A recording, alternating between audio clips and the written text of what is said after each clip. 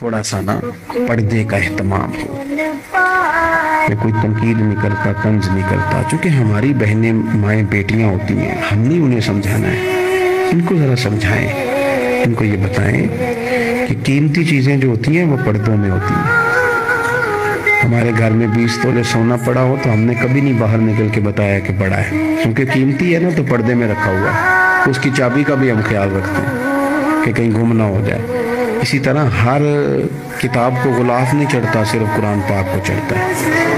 انہیں بتاؤ کہ ساری بیویاں پردہ نہیں کرتی، صرف سیدہ عائشہ صدیقہ کی کنیزیں کرتی ہیں، صرف سیدہ فاطمہ کی کنیزیں کرتی ہیں رضی اللہ تعالی عنہ.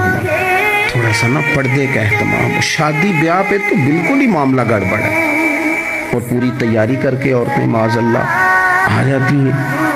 اور یہ تو روکنا ہے ان کے ورثاء نے، ان کے جو ولی ہیں.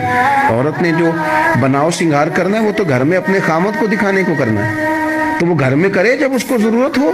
لیکن اس طرح سے لے کر کے اس کو بیاہ میں جانا، شادی میں جانا، مہندی کی تقریب میں جانا، یہ نہ عقلاً ٹھیک ہے، نہ نقلاً ٹھیک ہے، نہ تہذیب کے طور پر ٹھیک ہے، نہ سوسائٹی میں مہذب لوگ اس طرح کا کوئی کام کرتے ہیں. سنو، نبی پاک صلی اللہ تعالی علیہ وسلم نے ارشاد فرمایا، شرک کے بعد جو سب سے بڑا گناہ ہے وہ بدکاری ہے، بے حیائی ہے.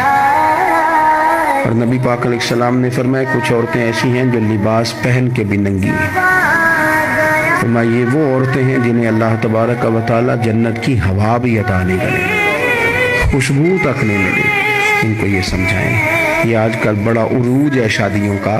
خواتین مہربانی کریں، اپنے اوپر رحم کھائیں، نہ اللہ کی نافرمانی مول لیں. ماؤں بہنوں بیٹیوں پھر روتی ہو، دکھ سناتی ہو، کہتی ہو بڑی ساری آزمائش میں ہے.